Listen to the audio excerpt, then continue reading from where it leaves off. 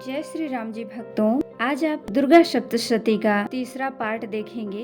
अभी तक आपने एक और दूसरा पार्ट देखा है, आज तीसरा पार्ट देखेंगे। राजा कहते हैं हम दोनों में प्रत्यक्ष रूप से अज्ञान के लक्षण दिखाई पड़ रहे हैं। ऋषि उवाच, तब ऋषि ने कहा, हे महाभाग, विषय मार्ग का ज्ञान सभी प्राणियों में विद्यमान होता है। इसी प्रकार विषय भी सभी जीवों के भिन्न भिन्न होते हैं। कुछ प्राणियों को दिन में नहीं दिखाई पड़ता, ठीक इसके विपरीत कुछ जीव रात्रि में नहीं देख पाते। इसके अतिरिक्त कुछ जीव ऐसे भी होते हैं जो समान रूप से दिन और रात्रि में देख सकते हैं। यह बात सत्य है कि सभी प्राणियों में मनुष्य वर्ग अधिक समझदार होते हैं, किंतु केवल वे ही इस प्रकार समझदार नहीं होते।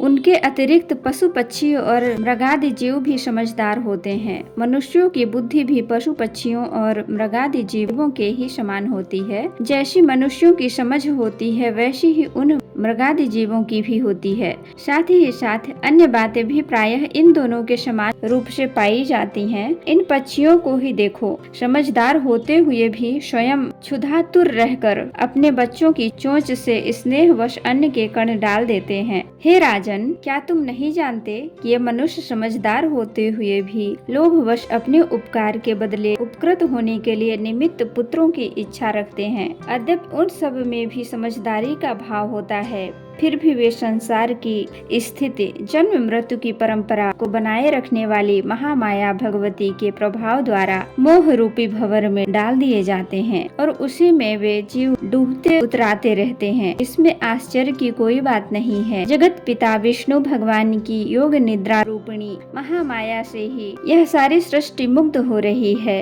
वे महामाया ज्ञानियों के चित्त को भी आकर्षित करके मोह सागर में डाल देती है। वे ही समस्त सृष्टि की जगत दात्री हैं, तथा जब वे प्रसन्न होती हैं तब मनुष्यों के उद्धार के लिए मुक्ति लाभ का वरदान भी देती हैं। वे ही परा विद्याएं दो ही होती हैं, परा और अपरा। संसार बंधन और मोह ममता उत्पन्न कर्त्री सनातनी देवी हैं तथा समस्त ईश्वरों की भी अधिष्ठात्री हैं। तब राजा ने प्रश्न किया, भगवान, जिन्हें आप महामाया कहकर संबोधित कर रहे हैं, वे देवी कौन सी हैं? हे ब्राह्मण, उनका प्रादुर्भाव किस प्रकार से हुआ? उनके चरित्र कौन कौन से हैं? ब्रह्मविदों में श्रेष्ठ मुनि उन देवी की उपरोक्त कथाएं मैं आपके श्रीमुख से श्रवण करना चाहता हूँ। ऋषि उवाच, ऋषि ने कहा, हे राजन, यथार्थ में देवी का स्वरूप नित्य और सनातन है। यह समस्त जगत उन्हीं का स्वरूप है और वे ही देवी समस्त विश्व के चराचर प्राणियों में व्याप्त हैं। उनकी उत्पत्ति अनेक प्रकार से होती है,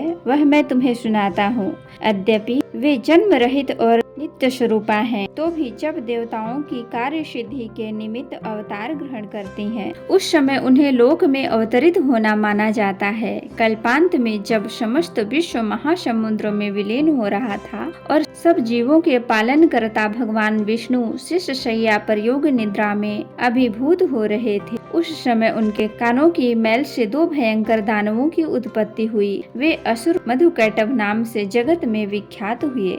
जन्म लेने के बाद ही वे दानव सृष्टिकर्ता ब्रह्मा जी का वध करने को उद्धत हो गए। उस समय ब्रह्मा जी भगवान विष्णु के नाभि कमल में अवस्थित थे। अपने पास राक्षसों के उपस्थित होने पर उन्होंने निद्रा विभूत भगवान को जागृत करने के लिए भगवान के नेत्रों में योग निद्रा की स्तुति करना प्रारंभ किया। भगवान की वह अद्वितीय शक्ति ही जगत दात्री, विश्व की अधिष्ठात्री तथा संसार का पालन और संहार करने वाली मानी गई है। उन्हीं योग माया भगवती निद्रा देवी की ब्रह्मा जी आराधना करने लगे। ब्रह्मोवाच, ब्रह्मा जी बोले, देवी, तुम्हारी स्वाहा स्वधा और वषटकार हो, स्वर भी तुम्हारा ही रूप है। तो जय श्री राम जी भक्तों, अगर वीडियो अच्छी लगी हो तो लाइक शेयर कमेंट जरूर कीजिएगा। आपके लाइक कमेंट मेरे लिए बहुत महत्वपूर्ण होते हैं। अपना और अपनों का ख्याल रखें। जय श्री राम जी।